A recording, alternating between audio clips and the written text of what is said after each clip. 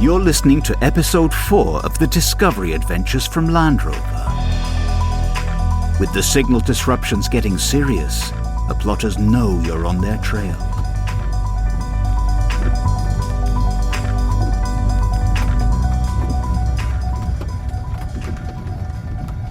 The time is 9:30. Today's headlines. Disruptions in the global positioning system continue. In a statement given shortly before midnight, Were you back with us? Didn't you get enough shut-eye? I slept like a log. Talking of logs, all these trees are blocking the signal. Oh well, just the usual doom and gloom, eh? Hey, you woke up just in time. You want to see something cool?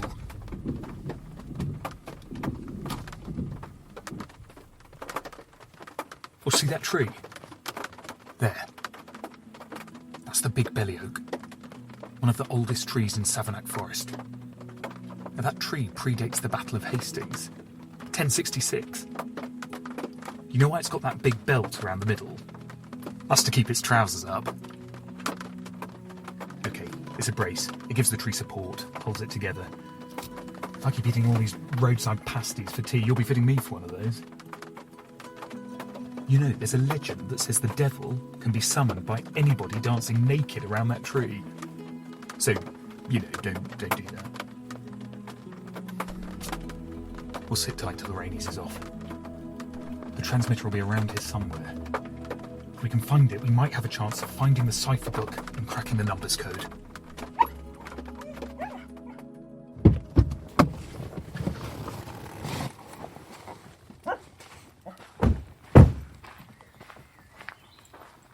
That's it, right there.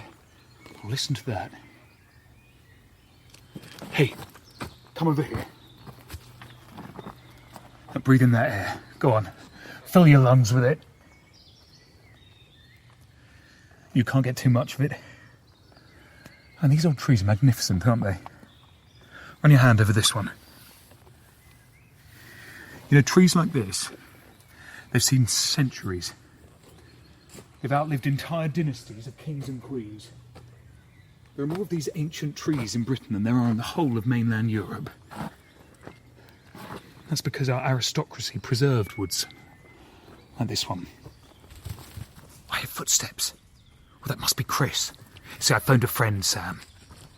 Morning. You're out early. Yeah, on busy day ahead. Oh, hello. Who's this? Well, the big one's Rover, the little one is Sam. I'm glad to see you all here. Chris is one of our best conservationists. He tries to protect wild species, making sure places like this don't get damaged. My love, Savanac. I feel really at home here. Plus, of course, I get on well with all the neighbours. Like her. Who? Her up there. Look.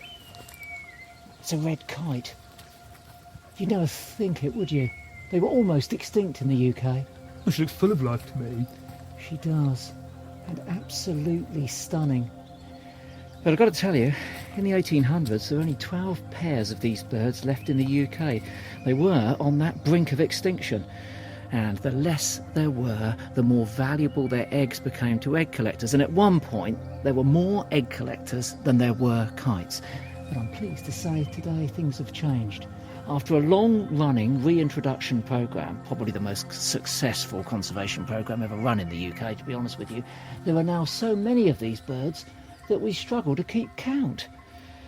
It's a rare success story for us conservationists. Well, a tale with a happy ending, and refreshing these days. Anyway, I was heading out to do some badger watching, but my equipment's playing up really badly, so you got my full attention. Or anything we can help with. I'm no expert on badgers, but I might be able to help with the gear. Well, the badgers are so elusive that we tag them electronically and then we track them using GPS. But the signals are all over the place. Something's going on. Well, funny you should say that. It's exactly those GPS shenanigans we're here to put right. Sam, get the radio direction finder.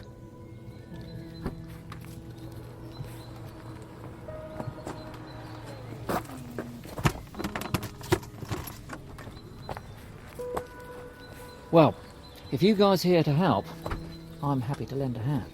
Well, we'd be grateful for your expert knowledge around these parts. Wouldn't we, Rover? Well, you've got it. Well, what on earth's that? Well, it's a bit of a long story, actually. Yup. If I just adjust the and a bit of... I'll be with you in a moment. Just one more... Now we're cooking. We reckon the GPS is being deliberately interfered with, and we're hunting down some unusual signals that have been reported round here. They should tell us where we need to go to get everything back on track. Do you mean that you think something's coming out of this forest? We think there's a radio transmitter here somewhere. If we're right, it'll be sending out a signal loud and clear. Of course, we've still got to find it. Yeah, you've got to find it, and I don't envy you there, because this forest is a big forest. Shouldn't be an issue. The frequency on the RDF changes the closer we get to the transmitter. Then we do a spot of good old-fashioned body blocking. Body blocking? You rotate the antenna by spinning around in a circle, and when your body is between the antenna and the transmitter, the signal cuts out. Oh, go on, Sam, show him.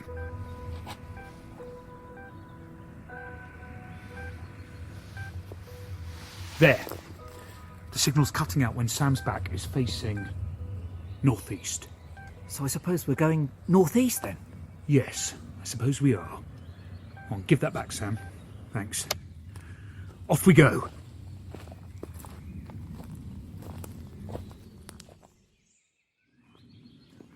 Still quite a way to go. Oh, Rover, come back!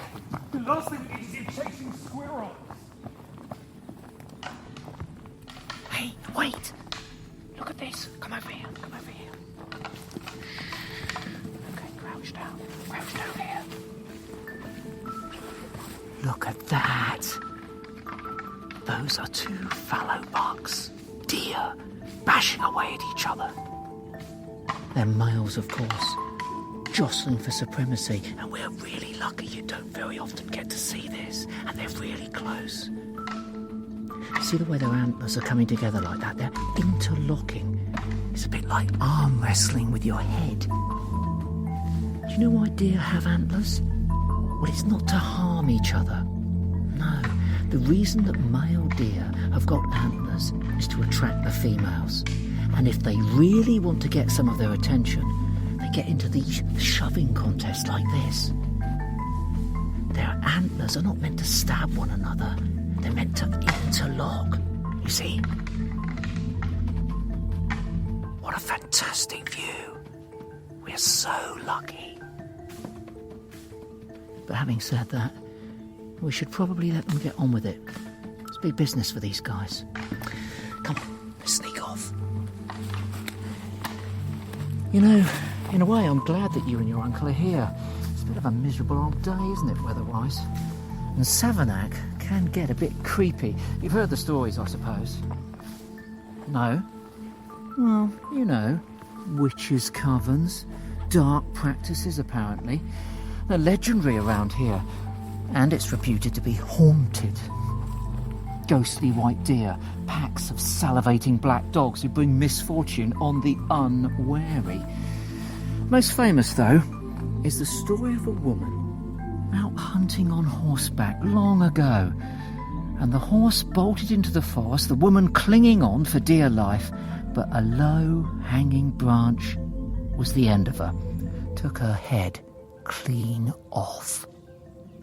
It's said that her ghost still rides through the centre of this forest on a huge white horse. She's looking for a missing head, apparently. Sam! Sam, we're getting closer! Come on, we need to keep up the pace.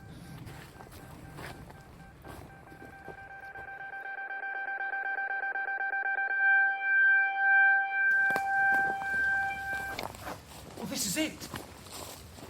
Well, your gadget has led us all to one of Savanac's biggest attraction. This tree is called the King of Limbs. Yeah, I know the one. I'm a bit of a Radiohead fan myself. Actually taught Tom some of his dance moves. Yeah, right. Well, this King of Limbs is over 1,000 years old. Look at that. What a tree. And over here, look, you see in there, in that hollow, you can hide in there from the rain. It's enormous roots. Massive branches towering up into the sky. It's not the biggest tree around here, but I've got to say, it's certainly the most dramatic. Oh, hey, boy! Yeah, don't get any ideas, don't when you're cocking your leg on the King of Limbs. Well, this RDF only gets us so far. Now we have to search for the transmitter ourselves.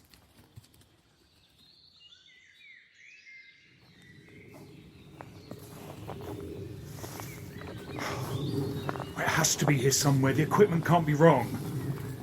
Listen, could it be affected by the same thing that's knackering up the GPS? No, it's a wholly different principle. If we don't find this transmitter, every computer system in the country could come crashing down. Yeah, I'm more worried about my badgers. Oh, let's rest for a bit.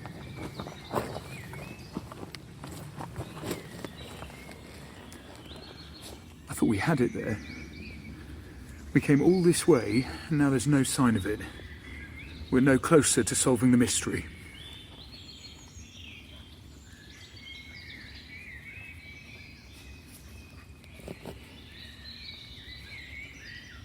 Sounds beautiful, doesn't it? Yeah, beautiful. Hang on. The bird song. I've just had a brainwave. What do you mean? Well, listen. The birds are roosting in the highest branches, right? Now, it's partly for safety. Nothing can get near them up there. But it's also so they can communicate over longer distances. At the top, their calls aren't obstructed by any of the other trees. The sounds can travel further. Of course. I know what you're getting at. Yes. Maybe someone's done that with the transmitter. It must be at the top of the King of Limbs. Well, that's it. We've got to get up there. Yeah, right, after you. There's no way I'm climbing up there. No, those branches couldn't take us. Somebody's got to climb it, though. You're doing a great job, Sam. That's it. Easy with your footing. Rover misses you already. Quiet, boy. Let Sam concentrate. I think your dog's onto something. Barking at squirrels again. Sam, what's that there? Move that branch aside. There it is! The transmitter!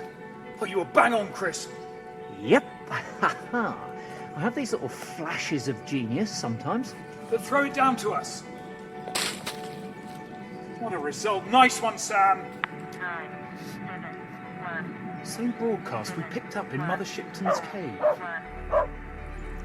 Look, you should see to your dog. He's agitated. He seems agitated about He something. wants me to look at another squirrel. Take this, would you? Okay.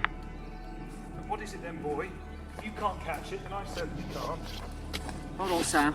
Take it carefully now. Here we are. Take my hand. Okay. You beautiful creature! I don't believe it! Rover has found a squirrel. A secret squirrel, more like. He's found the cipher book. Our cipher book! I told you he's the best trained dog in Britain. That thing just looks like any old book to me. This old book is the key to cracking the code. This is a book cipher, where each number and code refers to a specific page, line and word.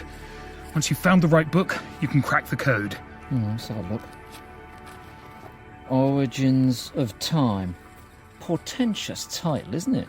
Pretentious, more like. Still, could mean something. Let's have a listen to those numbers and find out. I'm so proud of you, Sam. Now, where'd you put the transmitter?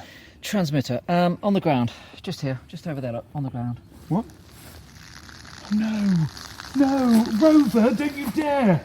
Oh, Rover. Could you not hold it in for a few more minutes? I don't know about the King of Limbs, but your dog has certainly just marked its territory on that transmitter.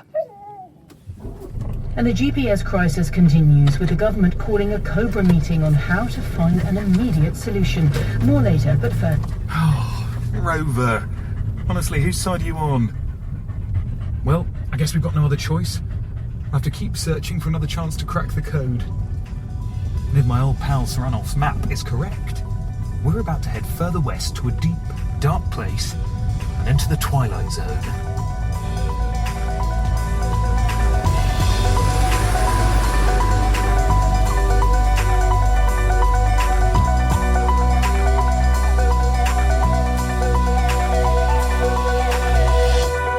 Next time, we descend into the depths of Cheddar Gorge, where we make some gruesome discoveries in the Twilight Zone. Subscribe to the series now and visit landrover.co.uk/adventure and get inspired by the great British outdoors. Land Rover, above and beyond.